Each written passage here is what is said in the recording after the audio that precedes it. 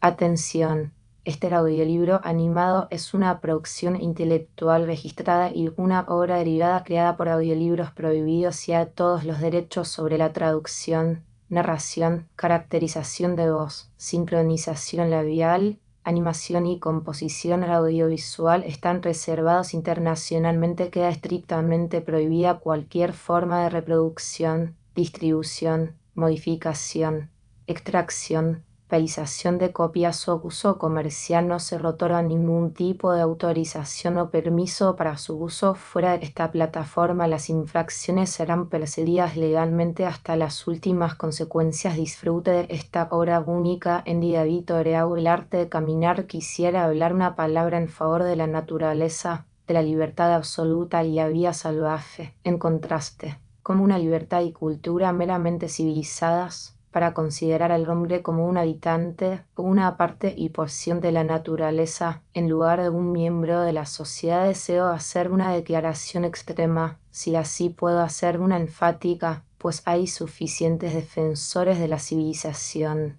El ministro, el comité escolar y cada uno de ustedes se encargará de eso. He encontrado en el curso de mi vida una o dos personas que entendieron el arte de caminar, es decir, de dar paseos, que tenían un genio, por así decirlo, para el deambular, palabra que deriva bellamente de las personas ociosas que vagaban por el campo en la Edad Media y pedían caridad, bajo el pretexto de ir a la Sainte Terre, a Tierra Santa, hasta que los niños exclamaban: "Ahí va un Sainte Terre, un deambulador, un peregrino". Aquellos que nunca van a Tierra Santa en sus caminatas, como pretenden, son realmente simples vagos y vagabundos. Pero aquellos que sí van allí son deambuladores en el buen sentido, tal como quiero decir algunos. Sin embargo, derivan la palabra de sans terre, sin tierra ni rogar, lo cual, por lo tanto, en el buen sentido, significará no tener un hogar particular, sino estar igualmente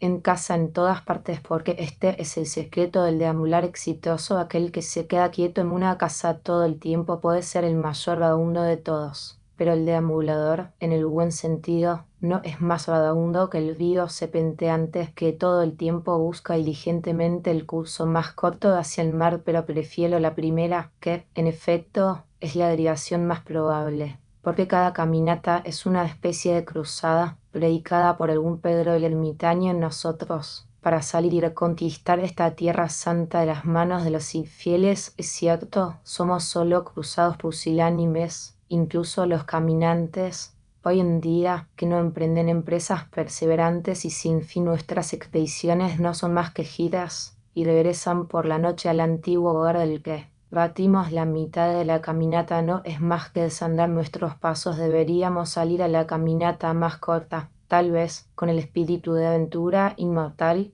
nunca para regresar, preparados para enviar de vuelta a nuestros corazones embalsamados solo como reliquias a nuestros reinos desolados. Si le estás dispuesto a dejar padre y madre, y hermano y hermana, y esposa de hijo y amigos, y no volver a verlos nunca más, y le has pagado tus deudas, y hecho tu testamento, y arreglado todos tus asuntos, y eres un hombre libre, entonces estás listo para una caminata, para hablar de mi propia experiencia, mi compañero y yo, porque a veces tengo un compañero. Disfrutamos imaginándonos caballeros de una nueva, o mejor dicho, antigua orden. No ecuestres ni caballeros, no riters ni jinetes, sino caminantes.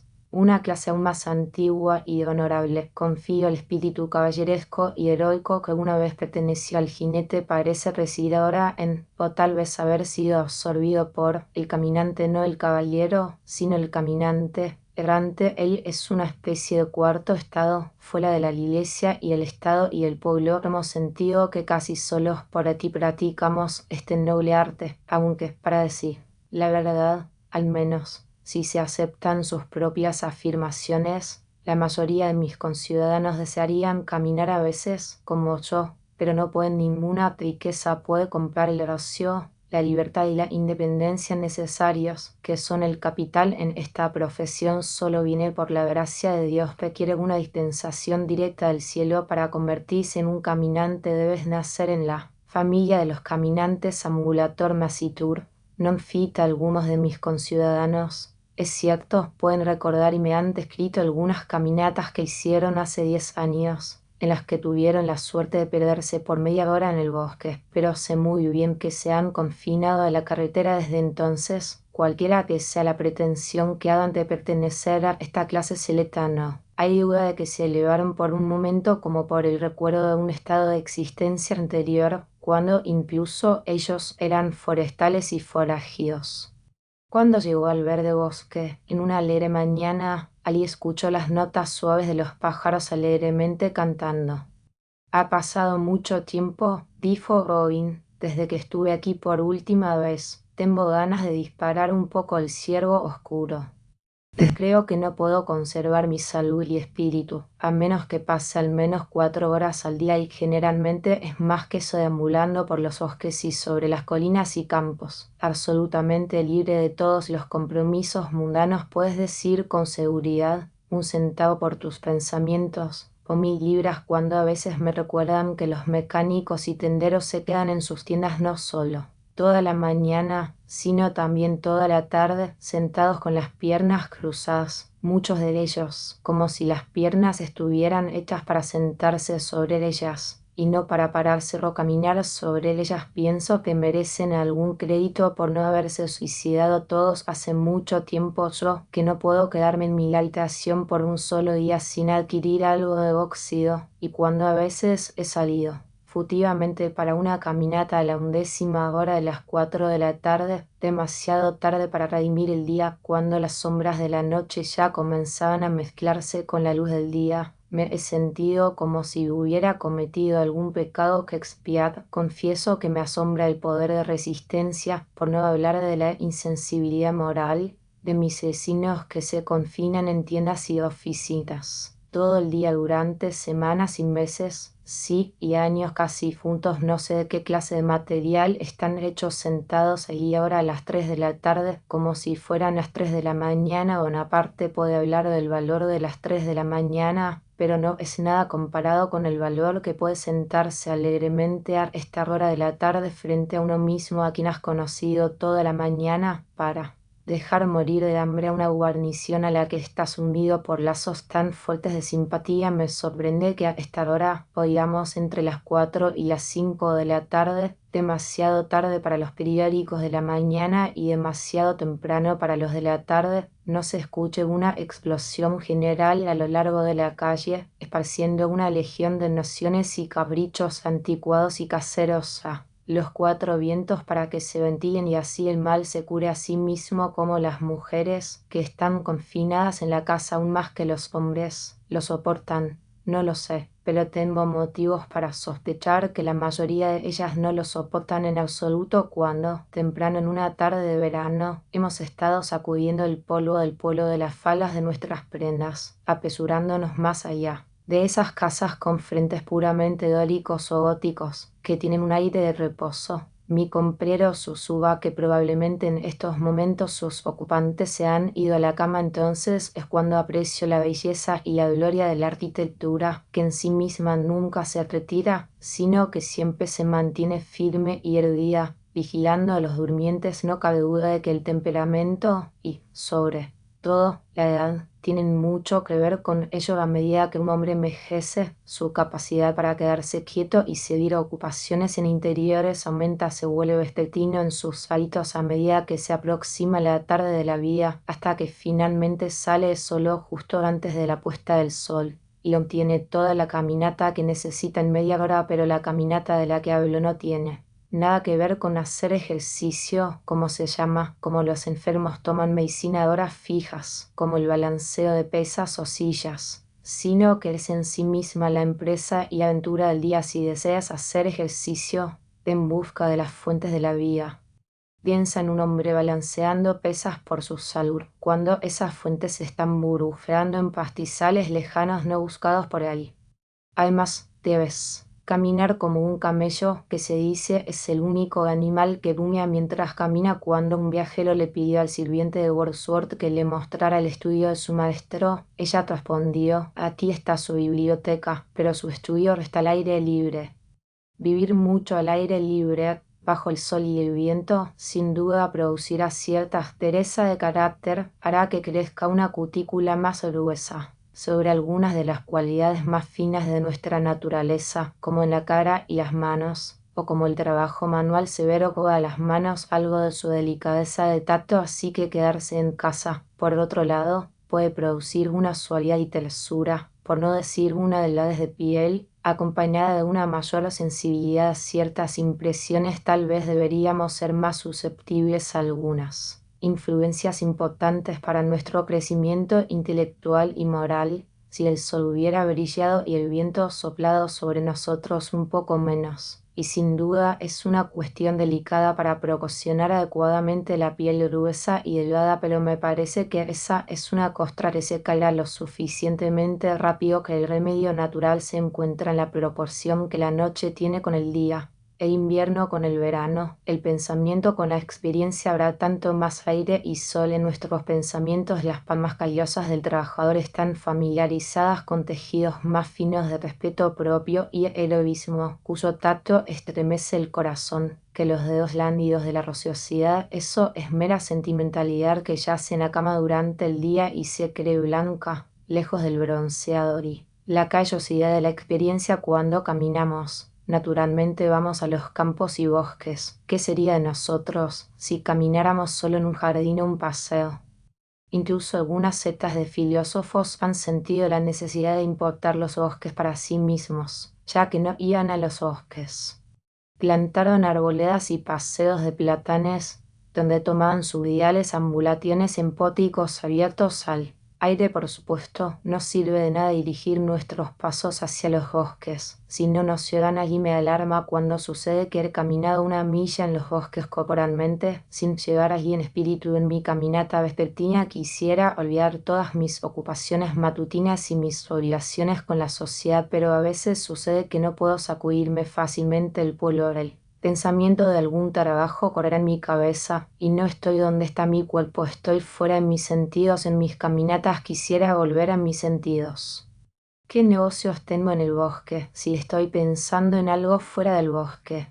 Me sospecho a mí mismo, y no puedo evitar un escalofrío cuando me encuentro tan implicado incluso en lo que se llaman buenas obras, porque esto puede suceder. A veces mi vecindario ofrece muchos buenos paseos, y aunque durante tantos años he caminado casi todos los días, y a veces durante varios días seguidos, aún no los he adoptado. Una perspectiva absolutamente nueva es una gran felicidad, y aún puedo tener esto cualquier tarde. 2 o 3 horas de caminata me llevarán a un país tan extraño como el que espero ver alguna vez. Una sola casa de campo que no había visto antes es a veces tan buena como los dominios del rey de Media. De hecho, hay una especie de armonía que se puede descubrir entre las capacidades del paisaje dentro de un radio de 10 millas, por los límites de una caminata vespertina, y los 70 años de vida humana nunca te será del todo familiar. Hoy en día, casi todas las mejoras del hombre, así llamadas, como la construcción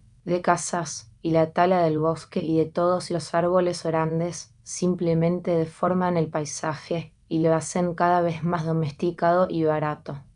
Un pueblo que comenzara quemando las cercas y dejando el bosque en pie. Vi las cercas medio consumidas, sus extremos perdidos en el medio de la pradera, y algún avaro mundano con un topógrafo buscando sus límites, mientras el cielo había tomado lugar a su alrededor, y no veía a los ángeles yendo de un lado a otro, sino que buscaba un viejo agujero de poste en medio del paraíso. Miré de nuevo, y lo vi de pie en medio de un pantano vestigio y fangoso, poblado de demonios, y había encontrado sus límites sin duda 3 pequeñas piedras, donde se había clavado una estaca, y mirando más de cerca, vi que el príncipe de las tinieblas era su topógrafo. Puedo fácilmente caminar 10, 15, 20, cualquier cantidad de millas, comenzando en mi propia puerta, sin pasar por ninguna casa, sin cruzar un camino excepto donde lo hacen el sobo y el bisón. Primero a lo largo del río, luego del arroyo, y luego del prado y el borde del bosque. Hay millas cuadradas en mi vecindario que no tienen habitantes. Desde muchas colinas puedo ver la civilización y las moradas del hombre a lo lejos. Los agricultores y sus obras son apenas más obvios que las marmotas y sus madrigueras, el hombre y sus asuntos, la iglesia y el Estado y la escuela, el comercio y la manufactura y la agricultura, incluso la política, la más alarmante de todas. Me complace ver cuán poco espacio ocupan en el paisaje. La política no es más que un campo estrecho y esa carretera aún más estrecha ya llevada. Ella a veces irifo el viajero allí si quieres ir al mundo político. Sigue el gran camino, sigue ese hombre del mercado, mantén su polvo en tus ojos y te llevará directamente a rey, porque también tiene su lugar simplemente y no ocupa todo el espacio. Paso de ella como de un campo de frijoles al bosque, y es olvidada en media hora. Puedo caminar hasta una parte de la superficie de la tierra donde un hombre no se encuentra de un año al otro, y allí, por consiguiente, no hay política, pues no son más que el humo de un cigarro de un hombre. El pueblo es el lugar al que tienden los caminos. Una especie de expansión de la carretera, como un lado de un río, es el cuerpo del cual los caminos son los brazos y piernas. Un lugar trivial o cuatrivial, el paso y la posada. De los viajeros la palabra proviene del latín villa, que junto con via, un camino, o más antiguamente ve y bella. Barro deriva de veo, llevar, porque la villa es el lugar hacia y desde el cual se llevan las cosas. Aquellos que obtenían su sustento transportando se les decía vellaturam facere. De ahí, aparentemente, también la palabra latina vis y nuestra vie. También villano esto sugiere. El tipo de degeneración a la que son propensos los aldeanos están devastados por el viaje que pasa por ellos y sobre ellos. Sin viajar ellos mismos, algunos no caminan en absoluto, otros caminan en las carreteras. Unos pocos cruzan los terrenos. Los caminos están hechos para caballos y hombres de negocios. Yo no viajo mucho por ellos, comparativamente, porque no tengo prisa por llegar a ninguna taberna, tienda o establo o depósito. A los que llegan soy un buen caballo para viajar, pero no por elección. Un trotador de caminos y pintor de paisajes usa las figuras de los hombres para marcar un camino. No haría ese uso de mis figuras, salvo a una naturaleza tal como los viejos profetas y poetas. Mann, Moisés, Pomelo, Chaucer caminaban. Puedes llamarlo América, pero no es América, ni Americus, Vespucius, ni Colón, ni el resto fueron sus descubridores. Hay un relato más verdadero de ella en la mitología que en cualquier historia de América, así llamada, que haya visto. Sin embargo, hay algunos caminos antiguos que pueden ser transitados con provecho, como si llevaran a algún lugar. Ahora que están casi en desuso, está el viejo camino de Marlborough, que ahora no va a Marlborough, creo. Menos que Marlborough sea donde me lleva, me atrevo a hablar de él aquí, porque supongo que hay uno o dos de esos caminos en cada pueblo. El viejo camino de Marlborough, donde alguna vez cavaron en busca de dinero, pero nunca encontraron ninguno. Donde a veces Matty Almires pasa solo, y Elijah temo que no por un buen motivo, ningún otro hombre, salvo Elisa Dugan, hombre de hábitos salvajes, perdices y conejos, que no tienes preocupaciones solo para poner trampas, que vives completamente solo, con lo mínimo, y donde la vida es más dulce constantemente, como es cuando la primavera agita mi sangre con el instinto de viajar. Puedo tener suficiente grava en el viejo camino de Marlborough. Nadie lo prepara, porque nadie lo usa. Es un camino viviente, como dicen los cristianos. No. Hay muchos que entren allí, solo los invitados del irlandés King. ¿Qué es sino una elección allá y la mera posibilidad de ir a algún lugar?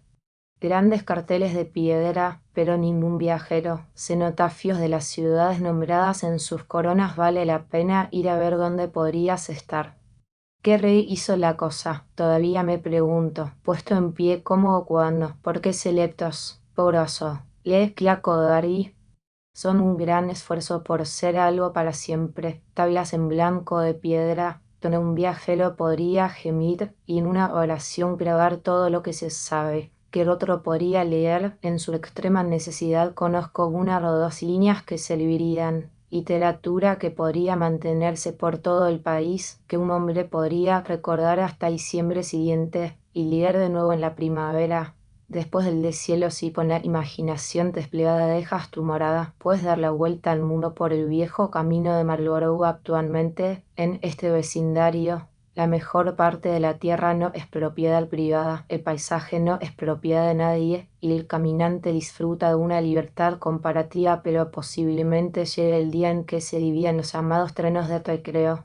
en los que unos pocos tomarán un placer estrecho y exclusivo solamente cuando las cercas se multipliquen y se inventen trampas para hombres y otros ingenios para confinar a los hombres al camino público y caminar sobre la superficie de la tierra de Dios se interprete como una invasión de las tierras de algún caballero. Disfrutar de una cosa de manera exclusiva es comúnmente excluirse a uno mismo. Del verdadero disfrute de ella aprovechemos nuestras oportunidades, entonces, antes de que lleguen los días malos.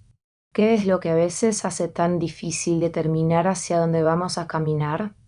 Creo que hay un sutil magnetismo en la naturaleza que, si nos rendimos inconscientemente a él, nos guiará correctamente, no nos es indiferente hacia qué dirección caminamos, hay un camino correcto, pero somos muy propensos, por descuido y estupidez, a tomar el equivocado. Nos gustaría tomar esa caminata, aún no realizada por nosotros a través de este mundo actual, que es perfectamente simbólica del camino que amamos recorrer en el mundo interior e ideal. Y a veces, sin duda, encontramos difícil elegir nuestra dirección, porque aún no existe claramente nuestra idea cuando salgo de la casa para dar un paseo, incierto aún hacia dónde dirigiré mis pasos, y me someto a mi instinto para que decida por mí. Descubro, extraño y caprichoso como puede parecer, que finalmente, inevitablemente me dirijo hacia el suroeste, hacia algún bosque, pradera o pastizal abandonado o colina. En esa dirección mi aguja es lenta para sentarse.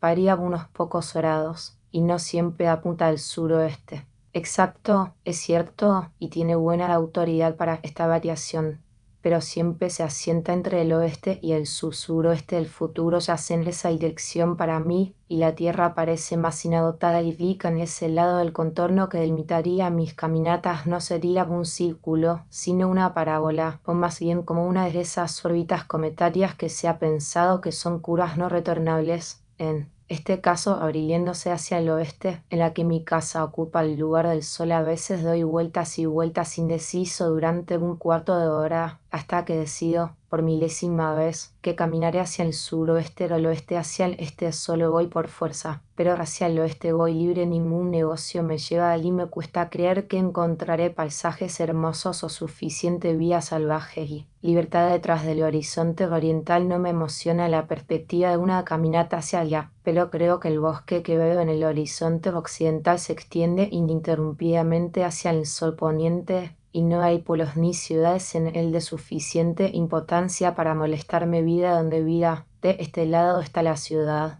de aquel el desierto, y siempre estoy dejando más y más la ciudad y retirándome hacia el desierto. No pondría tanto énfasis en este hecho si no creyera que algo así es la tendencia predominante de mis compatriotas. Debo caminar hacia Oregón y no hacia Europa, y en esa dirección se mueve la nación, y puedo decir que la humanidad progresa de este a oeste. En los últimos años hemos sido testigos del fenómeno de una migración hacia el sureste en el asentamiento de Australia, pero esto nos afecta como un movimiento retrógrado y, usando por el carácter moral y físico de la primera generación de australianos, aún no ha demostrado ser un experimento exitoso. Los tártaros orientales piensan que no hay nada al oeste más allá del Tíbet. El mundo termina allí, dicen. Más allá no hay nada más que un mar sin orillas. Es un oriente sin atenuar. Donde viven vamos hacia el este para realizar la historia y estudiar las obras de arte y literatura, recorriendo los pasos de la raza. Vamos hacia el oeste como hacia el futuro, con un espíritu de empresa y aventura. El Atlántico es un río leteo en nuestro paso, sobre el cual hemos tenido la oportunidad de olvidar el viejo mundo y sus instituciones. Si no tenemos éxito esta vez, tal vez quede una oportunidad más para la traza antes de llegar a las orillas del Estigia. Y esa está en el leteo del Pacífico, que eres 3 veces más ancho. No sé cuán significativo es, o hasta qué punto es una evidencia de singularidad, que un individuo consienta así en su más pequeña caminata con el movimiento general de la raza. Pero sé que algo parecido al instinto migratorio en aves y cuadrúpedos, que, en algunos casos, se sabe que ha afectado a la tribu de las ardillas, impulsándolas a un movimiento general y misterioso en el que se las veía, dicen algunos, cruzando los ríos más anchos, cada una en su particular astilla, con su pola levantada como vela, y formando puentes cenarosos más estrechos con sus cadáveres que algo como el furor que afecta al ganado doméstico en primavera y que se atribuye a un gusano en sus colas afecta tanto a las naciones como a los individuos, ya sea perennemente o de vez en cuando ni una bandada de gansos salvajes grazna sobre nuestro pueblo, sin que, hasta cierto punto, desestabilice el valor de los bienes raíces aquí, y, si fuera un corredor de bolsa, probablemente tendría en cuenta esa perturbación. Tan longen folk todo non pilgrimajes, palmeles fortosekens tramgestrones.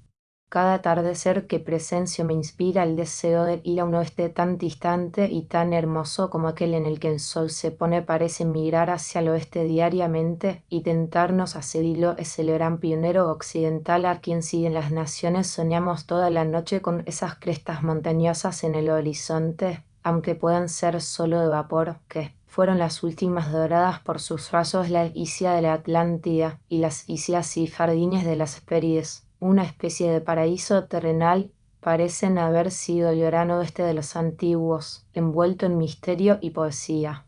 ¿Quién no ha visto en imaginación, al mirar el cielo al atardecer, los jardines de las Hespérides y la base de todas esas fábulas?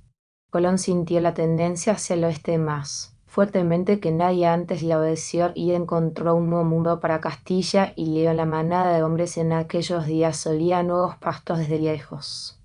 Y ahora el sol había alargado todas las colinas y ahora se había dejado caer en la bahía occidental. Por fin se levantó y sacudió su manto azul. Mañana nuevos bosques y pastos frescos.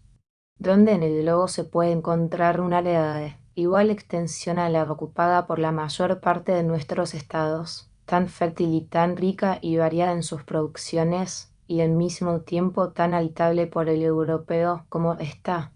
Michaux, que conocía solo una parte de ellos, dice que las especies de árboles grandes son mucho más numerosas en América del Norte que en Europa. En los Estados Unidos hay más de 140 especies que superan los 30 pies de altura. En Francia hay solo 30 que alcanzan este tamaño.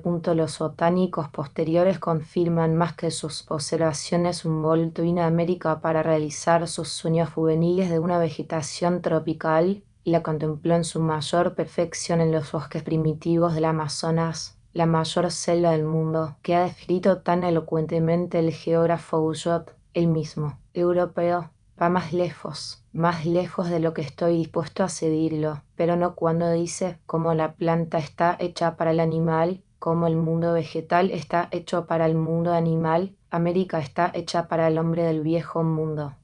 El hombre del viejo mundo se pone en camino dejando las tierras altas de Asia, desciende de estación en estación hacia Europa cada uno de sus pasos. Está marcado por una nueva civilización superior a la precedente, por un mayor poder de desarrollo llegado del Atlántico, se detiene en la orilla de este océano desconocido, cuyos límites no conoce, y vuelve sobre sus huellas por un instante. Cuando ha adoptado el rico suelo de Europa y se ha revigorizado, entonces reanuda su carrera aventurera hacia el oeste como en las edades más tempranas. Hasta que huyó todo este impulso occidental en contacto con la barrera del Atlántico surgieron el comercio y la empresa de los tiempos modernos el joven Michaux, en sus viajes al oeste de los Alleghanies en 1802. Dice que la pregunta común en el recién asentado oeste era ¿de qué parte del mundo vienes?